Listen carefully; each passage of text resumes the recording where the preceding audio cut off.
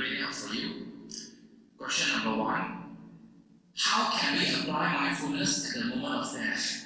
We are usually confused and afraid at this moment of death, since good last thought is important for a good rebirth.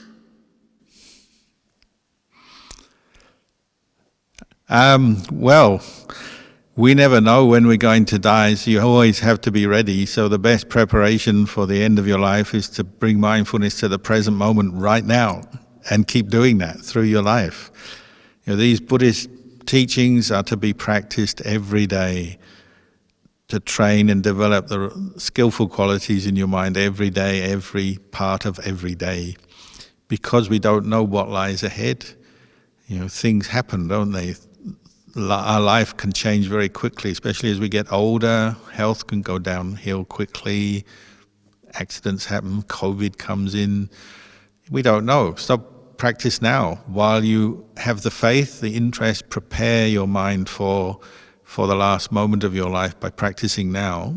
And what you find is people who have learned to meditate, kept precepts, practiced dana and generosity through their life, they're much better prepared for the end of their life than people who haven't. That's from my observation. We don't know how we're going to die or when, we just know that we will die. So that brings up some issues, because maybe when you are close to the end of your life, you'll be unconscious. Unfortunately, some people are almost they are unconscious, or they're in a very difficult state where they can't communicate. So practice now while you're healthy. Do it now. Never put it off, because time is passing by every day and we don't know what's coming. So don't put it off. Practice meditation every day. Bring up mindfulness every day. Every morning do some meditation and say, well, this might be the last day of my life, so I'm going to really bring up the mindfulness, let go of my confusion, my greed, anger, delusion, the mental defilements. Establish that intention every morning and do your best through the day and put the teachings into practice in your life. That way you've got a whole store of good qualities to help you as you progress towards the end of your life, whenever that may be. So if you're on your deathbed, people who can meditate can follow their breath maybe right to the end of their life. And I've seen them and I've been with them and know of them who do that. Not just monks, but lay people. They learn to meditate, and the meditation helps to calm them at the end. They bring up the mindfulness of breathing that lets go of fear, anxiety, anguish, all the kinds of mental suffering that might arise at that time. It helps them to be more stable dealing with pain and discomfort with the body. All the medications you sometimes have, people at the end of their life are often pumped full of medications. The more mindfulness you've practiced through your life, that will help to steady your mind dealing with that physical feelings and the fuzziness of mind. If you practice mindfulness regularly and then develop insight, it will help you. The feelings you're having at the end of your life are not self. Let them go. Have enough mindfulness to see they're just feelings. They're not you. You can let them go. The body is not working when you're at the end of your life. Just let it go. Keep that in mind. The body is to be let go of. And I don't mean to say you can't seek treatment and look after your health. Of course you do, but this is a mental way. The way you view the body is that it has to be let go of, because it's not you, it's not yours. The body is made up of 4 elements which will eventually go back to the earth. So keep bringing up the mindfulness of impermanence. Don't grasp at things. This is why we practice dana. Practice letting go, giving away things. Before you die, give everything away. If not in person, then on paper. Just let it all go. You don't have to worry about your property. Once you're dead, someone else gets the key to your house. You don't need it anymore. Somebody else closes down your bank account. You don't need it anymore. Somebody else gets everything that you own. You let go of it all. So practice acknowledging that, being aware of that before you die. Then when you die, you're just already expecting it. You're ready for that. Oh yeah, I was ready for that. Yep, I'm on my deathbed and yep, I've got to give everything away. Fine, I knew that was coming. Then it's not a shock, then it's not suffering. And why are we agitated towards the end of the life? Because we're clinging to the people we love, the family, friends, to our property, all the things of the world. We don't want to leave because we've never contemplated this. We've never developed the mindfulness and the insight. So practice now, prepare yourself. Thank you, Long Paul. Second question. But they tend to attract bugs, especially mosquitoes and barking insects. How do I deal with them, especially when I am meditating in a forested area? Sabbe sata sukhita hontu. Give them your metta. Those bugs are just following their instinct. They need to feed, and you're one of their food items for the day. So just accept that. If you're in the forest, there will be bugs, and shoo them away rather than squash them. Use a good brand of mosquito repellent, which we have these days, nets, whatever protective equipment you can get hold of, you can use that. You learn with wisdom how to deal with the problem, but you preserve your precept at the same time. It's something you have to put into practice, don't you? How to live with mosquitoes without killing them. But you can prevent them from coming to you, you can protect yourself. If it's a building, you have mosquito screens and so on. Monks just get used to this. You get used to dealing with the problem but without killing. So you're training your mind to give up that thought. So then it never arises. The thought to kill a mosquito just never arises. It's gone from your mind. Mosquitoes are still annoying. They may even have disease, and unfortunately monks die of malaria or get malaria, and other people do as well. I know people who've had malaria 50 times. Miserable. I know a monk, I used to sit next to a monk from Penang who died of malaria in Thailand. He, unfortunately, is a young man. It's a very sad event. So mosquitoes, you do have to be careful of them, of course, but you deal with the problem without killing them. You're more just preventing them, and occasionally you just give up and let them bite you and, okay, move on. It's only a small thing. Here the monks sometimes get what we call sandflies, these little flies in the forest, and they bite your legs and you get all these itchy bites.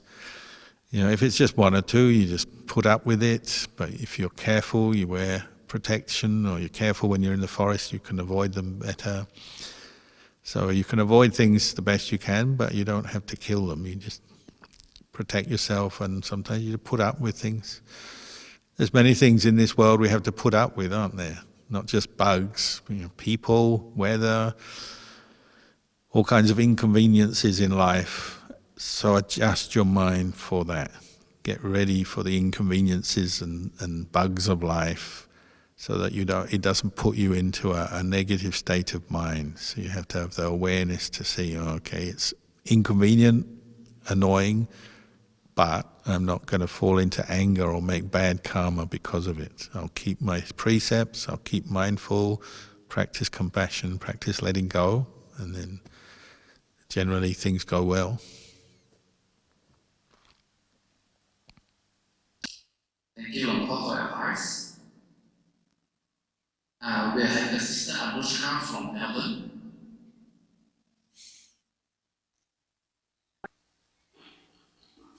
Yes.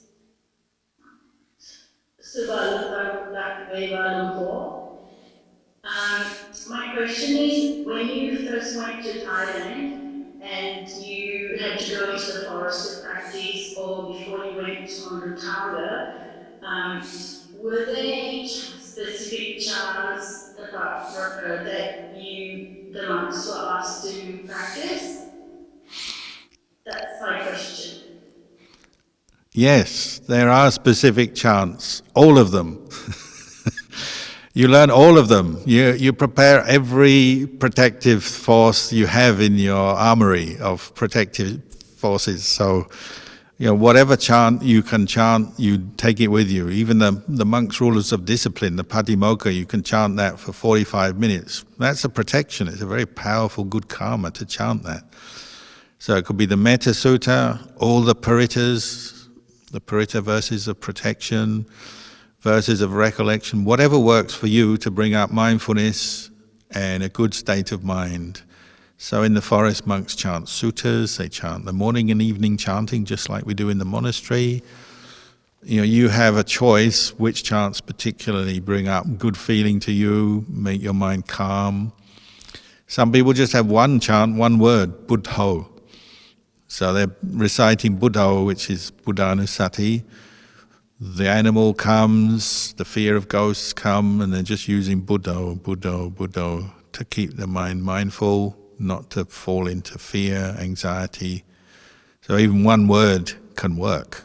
Buddho, Buddho, Buddho. And you stick with Buddho, you feel, once your mind merges with Buddho, you feel protected. You feel whatever happens, just let it be according to karma. If there's the causes for things, bad things to happen to me, I accept that. If they're not, then good. Buddho, Buddho. And you remove all the anxiety, the fear, the confusion, the worry by reciting Buddho. But other chants, of course, will help. So if you like to chant Itipiso Bhagawa, it's another very powerful, good chant. Paritas, the Metta Sutta, Chinnabhanchara. We chant the Chinnabhanchara because that's a traditional verse of protection for people facing difficulties. But as I said, when you're in the forest and you think there's a ghost there or you think there's a tiger coming, everything is used. You chant everything and you don't stop because you want to keep your mind focused, alert, mindful. And if you stop chanting, you go straight into fear, anxiety. So just keep chanting everything. We say you throw the book at it. Doesn't mean say you pick up your chanting book and throw it at the tiger. It just means you chant everything wholeheartedly, mindfully, and then you're protected and it works. Monks chanting rarely get hurt.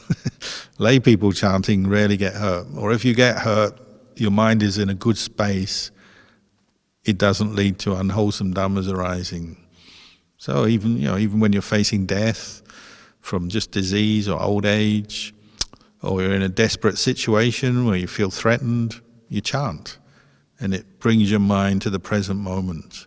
So whatever chant you use, a sutta, morning, evening chanting, reflections, the paritas, you'll probably know what chants you really like, and then just develop them as meditations. And if you can repeat the same chant over and over again. So sometimes we do Itipiso Bhagawa, the recollection of the qualities of the Buddha, 108 times. You could do it 1,000 times. You could do it one time. There's areas of open for creativity here, whatever the situation requires. It might be just chanting it a few times to quieten your mind. Or it may be just continuous chanting. As long as you feel scared, nervous, then you keep chanting however many times. Or when you're not feeling scared or nervous, you're in a perfectly normal situation, you chant and it brings up faith and joy and rapture, and it's good as well. It's not just for when you're feeling afraid. It can be just a good way to bring up mindfulness and wholesome dhammas. Finish your chanting, then you do meditation after that. Sometimes it's just recognizing the goodness of the Buddha Dhamma Sangha, rejoicing in the goodness of Buddha Dhamma Sangha. The teachings of the Buddha are so powerful, it's just rejoicing in it. So, you could think, what do arahants do when they've reached Nibbana? They still chant. Most that I've heard of still chant in praise of the Buddha. When Ajahn Chah used to do this style of practice that we do in the monastery, morning, evening chanting, parita chanting, he would do that. Ajahn Mahabua I've lived with, every morning he would come down, he'd do his morning puja in front of the Buddha statue before he went on alms round. He'd say, you're a monk, this is your job, so this is part of your job. You do your chanting, then you go on alms round. As a layperson, if you work, before you go to work in the morning, do your morning chanting in front of the Buddha, if you have a little Buddha or a picture, and then go off to work. Or if you're about to travel, do your chanting, then go off to travel. This is how you build up faith, effort in the practice, patience. And of course, if you go on and do meditation after the chanting, even better, you refine your mindfulness.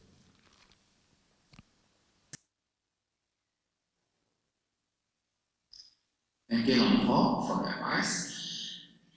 Another question. Dear Ajahn, I'm tired of tending this body. Please give me encouragement. Thank you. Was it they're tired of tending this body. Is that what you said? Yes, correct. I am tired of tending this body. Please give me encouragement. Thank you. Oh, well, focus on your mind on Nibbana and letting go. Letting go of the body doesn't mean to say you stop feeding it or taking care of it. You use your body like a vehicle. So while your vehicle is in good condition, you can really make use of it to do good things, to help people, to practice the Dhamma yourself, meditate.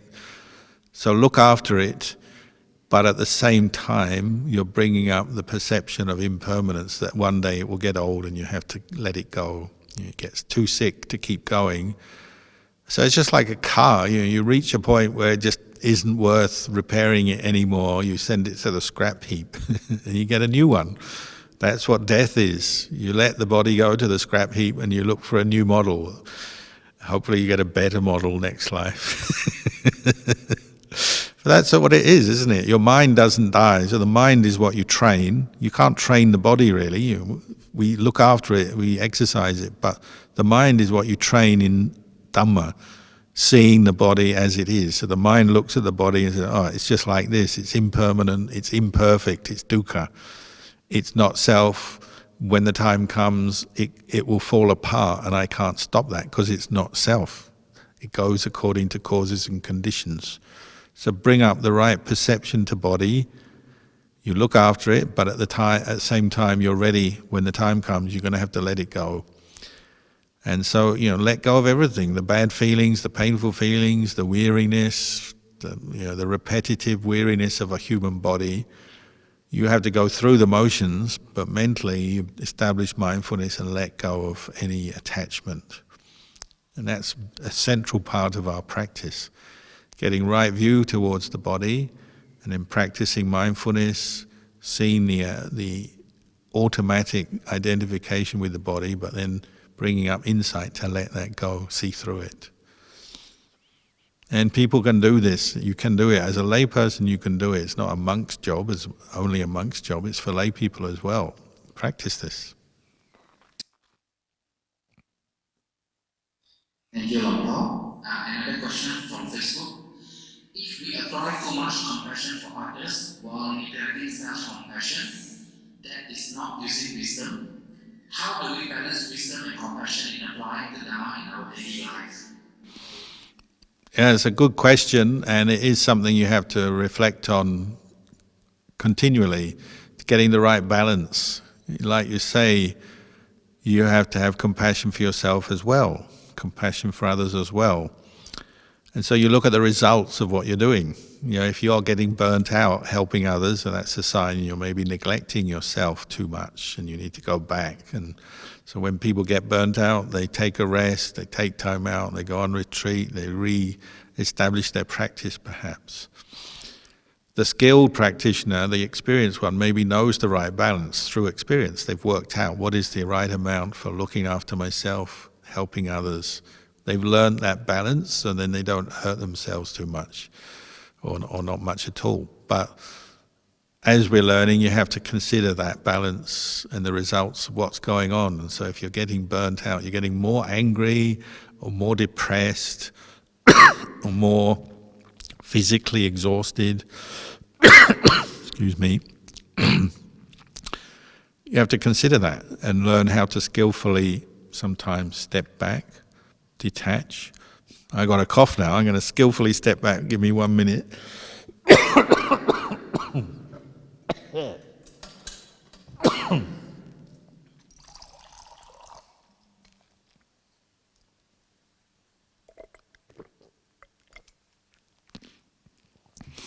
Anyone knows me, I'm a cougher, so don't get too worried. I don't think I've got COVID yet. It's just a cough. But you have to learn, don't you, the balance, looking after your physical well-being and your mental well-being, and then helping others through compassion is sharing what you can. So sometimes you may only have a little bit to share. Sometimes you have more.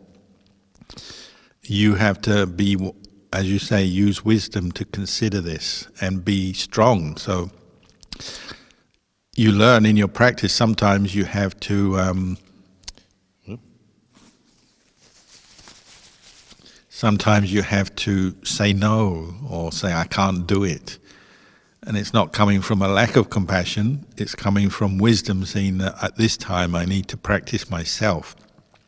So it's like when you go on retreat. You may leave your family and your job and other things to go on a retreat. And some people will say, oh, you're selfish. But maybe you need that time to investigate your own body and mind and practice and rejuvenate. And that's fine.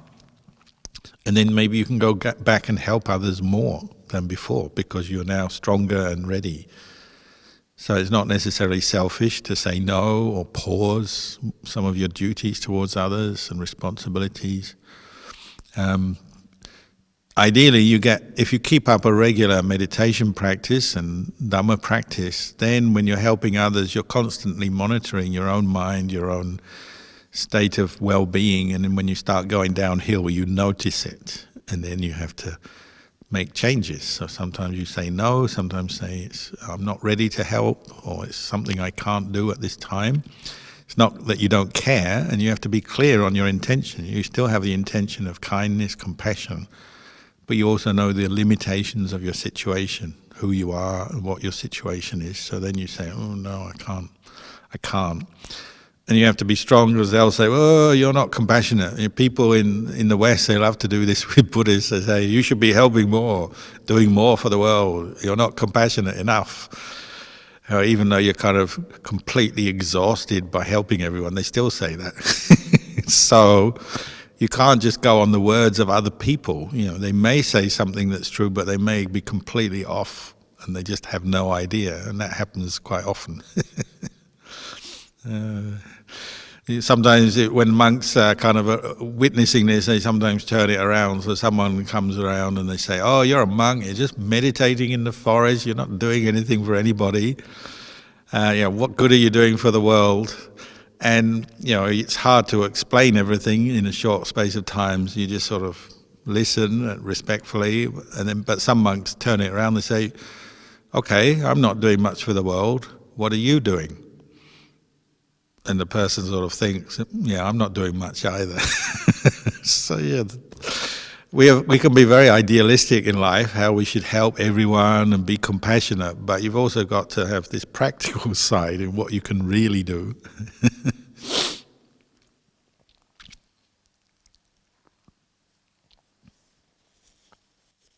you, Long Paul. Another question. Thank you, Long Paul, for your teaching and guidance. Should I practice samadhi first, then vipassana, or should we do both during one session? I'm sorry for this silly question. Thank you, Long Paul.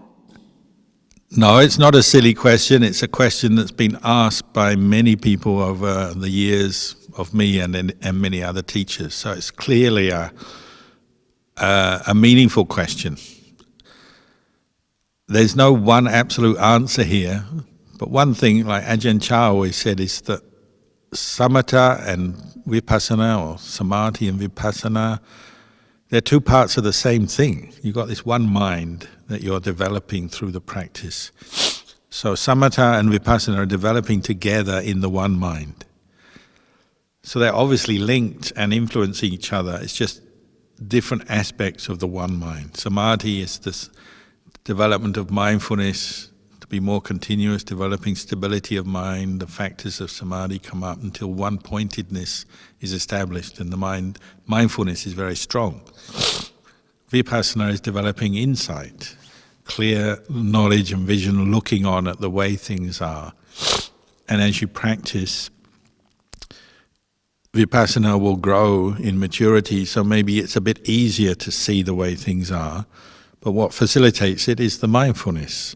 So if mindfulness is still patchy and it's there sometimes and it disappears, then clearly we have to find ways to bring up the mindfulness, make it strong, make it solid, continuous.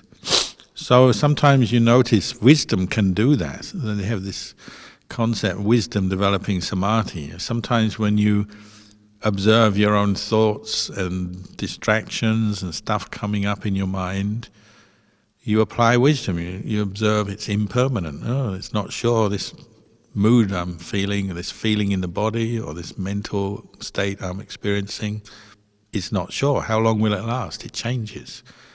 As you bring up that simple wisdom, noting the impermanent or transient nature of your experience, you could call that the beginnings of vipassana. You may be just thinking about it, say, oh, this thought, oh, let's watch, see how long it lasts. You use that question, you talk to yourself, and you watch a thought arise, pass away, say, oh, see, it's impermanent. And you might not say that is true vipassana, because you're just thinking, noting, looking at your experience. But it leads on to some increased experience and knowledge that then you keep reapplying. After a while, you don't have to think it through. A thought arises, you just know the next thing it will do is pass away. You get a feeling in your body, even strong pain arising as you're sitting meditation, say. You've contemplated this before with your kind of gentle introductory level vipassana, if that's what you want to call it. And you notice, oh, this pain changes, it moves, it gets stronger, it weakens, it disappears, it comes back. Who owns this pain anyway, or is it just a feeling based on the body, the nerves and the body and the nervous system and the muscles in the body? But it's actually not a person; it's just the way the body is at this time. You're contemplating with thinking, what you might call vipassana thinking, but it leads to understanding, and then your mind doesn't need to think so much. You just know, oh, pain is impermanent. What is impermanent is not self. It's just causes and conditions. There's a letting go, and your thinking vipassana gets you to a point where your mindfulness starts to come up stronger because you've let go. Then you can apply to the meditation object, perhaps the breath or something. So they work together. You have to see samatha and vipassana are friends. They're not enemies. Like some people teach, if you do samatha, you'll get attached to it, and then you'll never contemplate vipassana. It's happened before, so that's a valid point. You do have to be careful. Samadhi can lead to dullness, can lead to attachment to the bliss of it. Some people practice samadhi but never contemplate, so they're lacking in their practice. It does happen, but that doesn't mean to say don't practice samadhi. Samadhi is a valuable and integral part of the Buddhist path, the Eightfold Noble Path. So you do practice it, but samadhi does have its drawbacks, so you have to be aware of them. Vipassana, what we call vipassana, can't really take place until sati and mindfulness is established. So all the vipassana we do in the beginning, the thinking, the noting, thinking about things, seeing them as impermanent, it's very useful, but it maybe is not enough yet to completely abandon attachment. But don't put it down. It may help you to understand and practice better. So these two qualities are like friends helping each other, and there's no one answer here. If your mindfulness is lacking, you may need to do a lot of samatha practice and develop more samadhi. If wisdom and vipassana seems to be going well and you're developing mindfulness as well, then carry on with that. And you have to assess, and sometimes you do it in a very structured way. So like you say, you do 30 minutes of samatha and then 30 minutes of vipassana. And that's fine. You start like that and then you learn from it and then maybe you adjust. Or maybe some other people who practice a bit more, they just develop their samadhi practice and they regularly do that to begin with, and then when they're calm, they practice vipassana, and that may be quickly or slowly. It maybe takes more time to calm your mind down. So 30 minutes isn't enough. Do a whole hour of samatha and then practice vipassana. So there's not one answer here, but to get the idea and see that these are two sides of the same practice and they support each other, and sometimes you have to develop one more and other times you're developing the other more. You see what's needed in your mind, in your practice.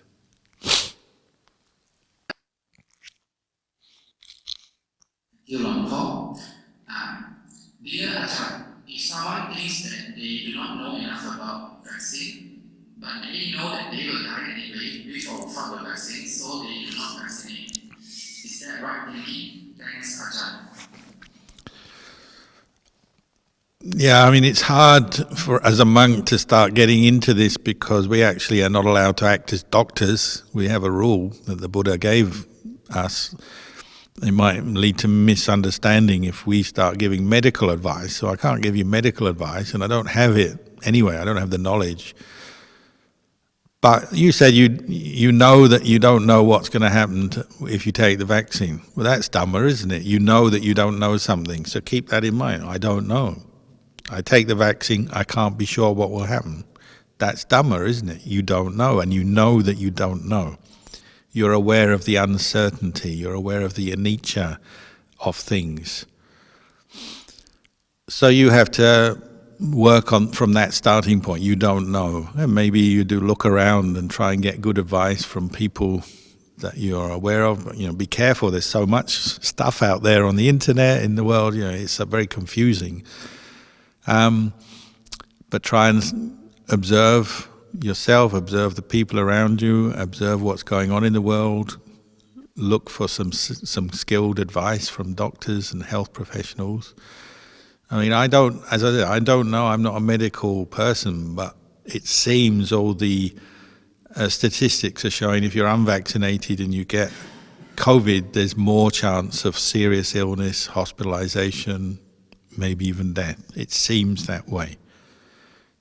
But I'm not an expert, so I'm not giving that as advice, I'm just observing that's what it seems. But if you don't take it, just whether you take a vaccine or not, you still practice mindfulness and you're careful with your hygiene, and you're careful how you interact with other people. It doesn't really matter, does it, whether you're vaccinated or not? It just makes common sense to be careful in disease management, infection management, to be clean, hygienic. Like most monks, they say, this hasn't been a big problem, partly because we're disciplined and we keep social distancing anyway. We're careful, we don't crowd around with people, you tend to be walking spaced from other people, and you're not interacting, we don't have any kind of intimacy with people. So mindfulness tends to bring up this kind of awareness of your body and your interaction with other people. That helps, doesn't it? Cleanliness, washing everything, keeping your place clean, all the kind of advice you're getting for COVID is already good advice anyway, in that sense. So just carry on, and if you want to risk it, you risk it. The vaccine, that's fine. If you don't, that's fine. But keep practicing the Dhamma, Dana, Sila, Bhavana. That's number one. But from what I can see, most of the teachers and monks in Thailand are getting vaccinated because they're given that advice. It's helpful to protect you, and they haven't died, and they haven't, had any serious adverse reactions. Maybe there are some that it has, but generally speaking, from my experience, they haven't. And most of the teachers I know have been vaccinated because they're just, like any other thing, you get vaccinated. You get bitten by a dog, you get a rabies vaccination, you get a cut with a rusty nail or something, you get a tetanus vaccination. It never used to be such a big deal in the world, did it? Now it's being mixed up with a lot of other things, conspiracy theories and all that, so it's become a bit confusing. But you just try and keep your body healthy the best way you can, whatever you feel appropriate, so you can practice Dhamma. And the important thing is, don't get strongly upset about these issues. Don't become angry and take your anger out on other people in these issues. People come to the monastery and they say their friends, they can't talk to them because it becomes a conversation about vaccinations and COVID, and people can't talk anymore, and they're very sad that it's damaged relationships. So try and introduce the Dhamma into your practice in the way and watch your speech. Practice kindness, tolerance of other people, other people's different attitudes, respect for other people, respect for yourself. And you just incorporate COVID into your practice rather than letting COVID ruin your practice. Just make it another part of your Dhamma practice. And a last question before we end. Dear Ajahn, when we try the Sana practices with integrity, can Ajahn please explain what integrity means here? I agree, that's a pretty vague term. Well, number one, integrity is integrity in your sincerity to practice. You keep the sila, keep the rules of a monk and the lifestyle of a samana, contentment with little, harmlessness, dedicated to Nibbana and the practice for Nibbana. So the integrity is not swaying from that goal. So like I was just saying with COVID, our goal is Nibbana, developing the Eightfold Noble Path to develop knowledge and vision for Nibbana, the ending of suffering, the purification of the mind from defilements. Vaccination or no vaccination, it's not in there. So it's not irrelevant, but it's just not in center of our practice. That you could stray from your path by getting caught up in politics and things. Monks don't go into politics because we're focused on Nibbana. That's the integrity. You're really practicing for abandoning defilements in every situation, in every aspect of your life. So your sila, your samadhi, even samadhi you could use to try and manipulate other people or make yourself special because you still got defilements, attachment to self. So samadhi has to be supported by sila.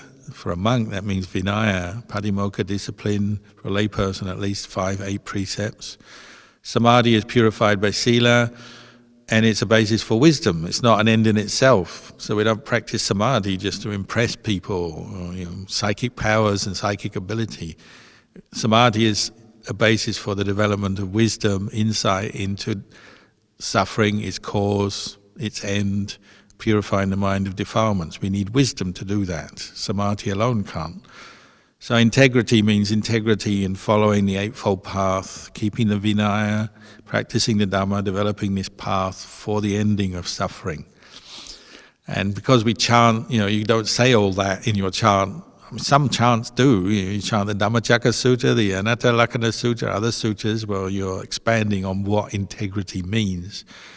But if you're doing a regular chant, they reduce it down to one word, which is a bit vague. So yes, I agree with you. It's not perhaps not the best word, but think about it like you're doing. Read a bit, listen a bit, expand on what it means in your mind. Then when you chant that word, you know what it's referring to. And it just means practicing the true path for the ending of suffering, for Nibbana, not deviating, not using the robes and the practice for more worldly aims, materialistic aims, other things. It's pure for Nibbana, and that's what the purpose. And so as you chant Sanghanussati, you're revering the noble ones, those who have practiced with integrity and realized Magga, Phala, Nibbana.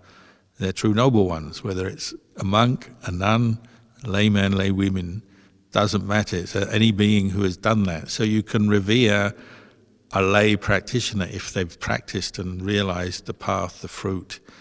And there are some around. So you're revering, it could be someone in your community who's really practiced with integrity, kept precepts, developed samadhi, developed insight into anicca, dukkha, anatta. One thing you notice is often people who have done that, they don't tell you. They're very quiet, or they can be quite humble and quite introvert in a way, and they're not going out to tell the world. They just get on with their practice. So often people in the world miss it. They miss them. So I say in Thai forest tradition, there's many monks and nuns who have had good Dhamma practice with integrity, who are worthy of veneration as noble ones, but hardly anyone knows. They're just there in the forest doing their practice. They're not looking to be famous or well known. And some do become famous, but many don't. And just because they're not famous doesn't mean to say they haven't practiced well with integrity. They have. But when we do this chant, Sanghanussati, those who have practiced well, directly, with integrity, for the ending of suffering, we're also inclining our mind to those qualities in our own mind, bringing them up, and just seeing what are the qualities and the characteristics of someone, or the mind of someone who has developed the path for Nibbana. You're revering those qualities, you're inclining your mind towards developing those same qualities in yourself. So in a way it's going beyond the personal, because one of our problems is, we often make Dhamma practice very personal. I have faith in this teacher. They're my guru, my teacher.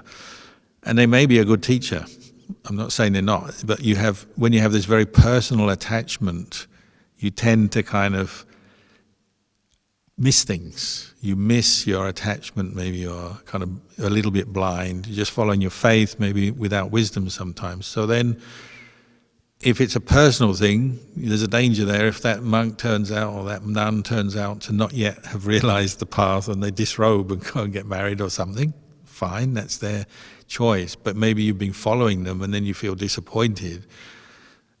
This is partly because you've been attaching more to the personality and the person rather than these qualities. Because if you attach to these qualities, these will drive you on, and even if some teacher you meet leaves the robes, leaves the practice, you still have those qualities left. You understand what the path is and you can continue. Whereas if you just attach to the person and you don't really know if they have integrity or not, and then they leave or disrobe, whatever, a lot of people struggle with that because their faith drops and they blame Buddhism or blame that person for their lack of faith or loss of faith. Really, you also have to incline towards developing the understanding of the path of practice that leads to the fruits, sila, samadhi, panya. So even if a person drops away from the practice, which they might do, you've got that path of practice left. That's what you're revering. It's the deeper part of Sanghanusati, what made noble ones the noble ones. And you're inclining your mind to developing the same qualities. So really, you're bringing the Sangha, just like the Buddha, the Dhamma are the same. You're bringing Buddha, Dhamma, Sangha into your heart through the practice to the point where it's established there, not out there with another person or group of people. You're going beyond that as you go into the practice. That doesn't mean to say the Sangha are not worthy of veneration, and we of course, we have respect for Sangha and teachers. We need that, but you also have to go deeper in your investigation of the Dhamma.